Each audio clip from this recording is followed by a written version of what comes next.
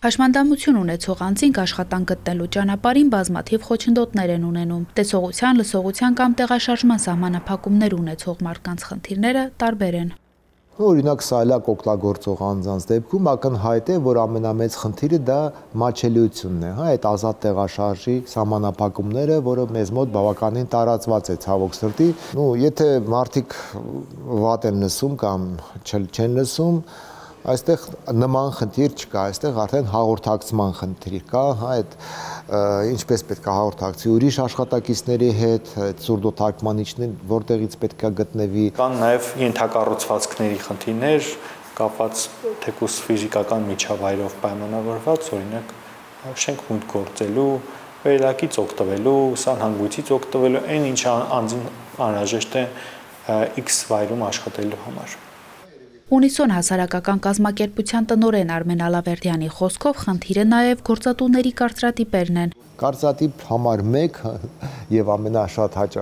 հաճախակի հանդիպող դա որ հաշմանդամություն ունեցող մարդը որպես աշխատակից նա ոնց որ կարող է բեռ լինի ընկերության համար, նա անընդհատ չգիտեմ ինչ որ բողոքելու է, դժվարությամբ է հարմարվելու, այդ ամեն ինչը ճակերտների մեջ եմ ասում, որտեղ այդպես չի։ Երկրորդ խնդիրը մեծ է, գլոբալ, դա հենց հաշմանդամություն ունեցող անձանց կարծրատիպերը։ Ինձ թվում է շատերին, որ գործատու պարտավոր է իրեն ընդունել աշխատանքի, միայն այն պատճառով, որ ինքը հաշմանդամություն ունի։ Հայաստանում հաշմանդամություն ունեցող շուրջ 190,000 հաշվառված անձ կա, որից միայն մոտ 27,000-ն աշխատանք ունի։ Ըստ աշխատանքի եւ սոցիալական հարցերի նախարարության տրամադրած տեղեկատվության, հաշմանդամություն ունեցող անձինք հիմնականում աշխատում են կրթության, մշակվող արդյունաբերության, սպասարկման, մեծածախ եւ մանրածախ առևտրի ոլորտներում։ Լուսինե Քերոփյանը Վանաձորից տեղափոխվել է Երևան աշխատանքը շարունակելու նպատակով։ Նրա խոսքով կարևոր է, որ հաշմանդամություն ունեցող անձը ունենա աշխատանք, այդպես նրանք հասարակության լիիրավ անդամ են դառնում եւ կարողանում են ինքնուրույն կարիքներ հոգալ։ Ընդհանրապես կասեի, որ յուրաքանչյուր մարդու համար առաջնային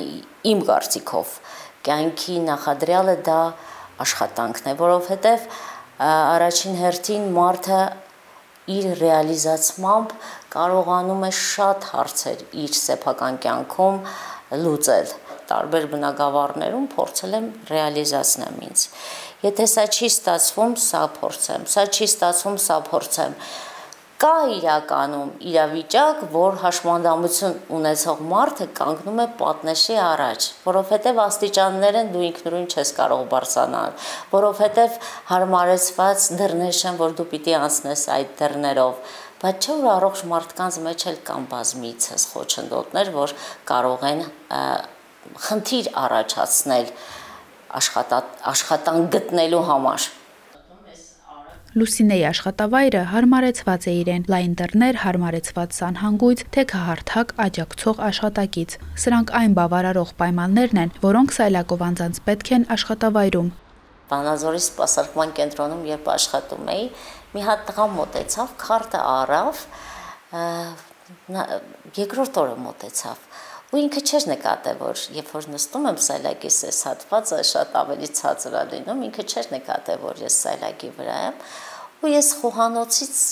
մոտեցա, մեկ էլ այս տղան նայում ասում,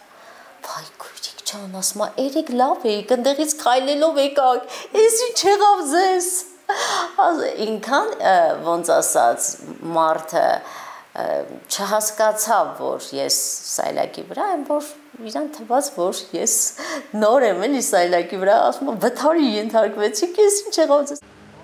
Ինչ պետական աջակցություն են ստանում հաշմանդամություն ունեցող անձինք աշխատանք գտնելու ճանապարհին։ Մի քանի տարի առաջ կային աջակցության ծրագրեր ուղղված այս խոցելի խմբերին։ Օրինակ աջակցություն գործատուին, հաշմանդամություն ունեցող անձանց աշխատանքի ընդունելու դեպքում գործատուն հաշմանդամություն ունեցող անձի ներգրավելիս կստանար եկամտահարկի վերադարձ եւ մինչեւ 500,000 դրամ միանվագ աջակցություն աշխատավայրում խելամիտ հարմարեցումներ ապահովելու համար։ Սակայն այժմ բոլոր թիրախային ծրագրերը հանվել են եւ ներառվել զբաղվածության մի քանի ընդհանուր ծրագրերում, որոնցից կարող են օգտվել բոլորը, ներառյալ հաշմանդամություն ունեցող անձինք։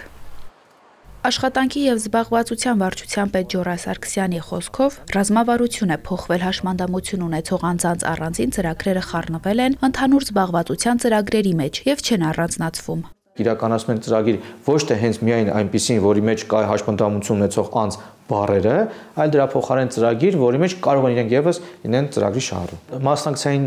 եթե վիճակագրությունը դիտարկենք, կարելի ասել նույնն է այն առումով, որ մեր բոլոր ծրագրերում էլ իրենք որ մասնակցություն են ունենում, վիճակագրորեն տոկոսային համասությունը համարյա թե նույնն է մնում։ Այսինքն այն ծրագիրը, որը հենց